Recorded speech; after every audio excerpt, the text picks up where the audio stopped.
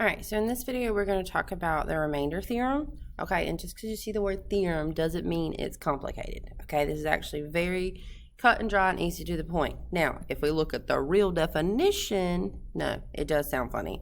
So the remainder theorem definition is if the polynomial f of x is divided by x minus c, then the remainder is f of c.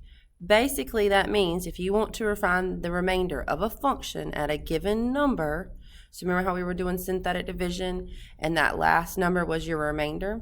Well, if you wanted to just know your remainder instead of having to do synthetic division, all you would have to do was to plug that number into the equation, and whatever your answer is your remainder. So look at this example. So you see how we did synthetic and then the negative 131 is my remainder, right?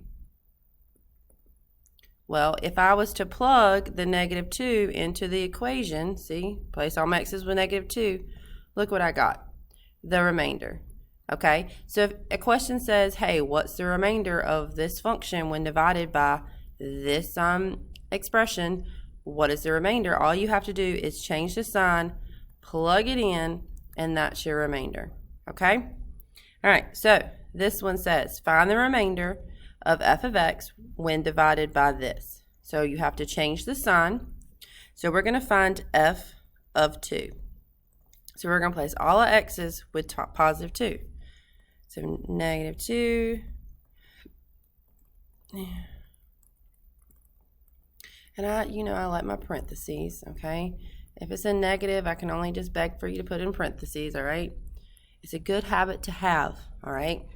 So then what we would do is we would then use, or what we're going to do, is we're going to use Desmos, okay? So because all y'all at home have Desmos, so we're going to use Desmos, all right? So we're going to pull Desmos up. All right, Desmos. Here we go. Got there pretty quick. And you're just going to type the whole function in as is. I have to sneeze. Whew.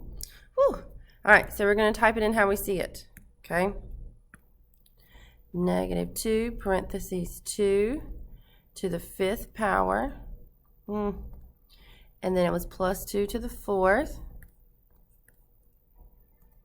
And then plus 5 times 2 to the 3rd.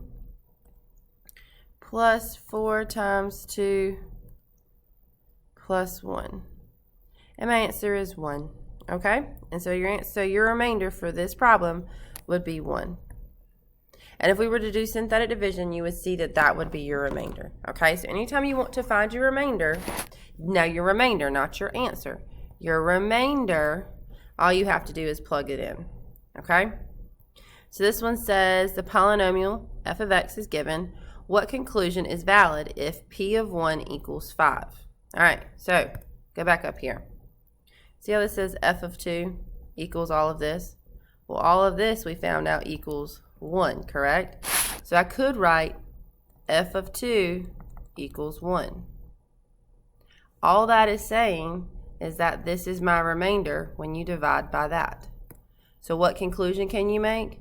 Your conclusion is if we were to divide by, then we got to change our sign, x minus 1, the remainder would be 5. That's it. You're just putting into words what we've been saying, okay? All right. So this one says, use the remainder theorem to evaluate the function at the given value. So I want to evaluate this function at 2. When it says x equals 2, you don't have to change your sign, okay? So we're going to do f of 2. And we're going to replace all our x's with 2 again. Do you see how I didn't put the negative in that parentheses with that 2? It doesn't go there. If it's not part of this, it doesn't go in the parentheses. Okay? All right. So we are going to type this into Desmos again. Okay? All right. And we type in negative 2 cubed plus 6 times 2 minus 7. And we got our answer to be negative 3. So my answer here would be negative 3. So we would say f of 2 equals negative 3. All right?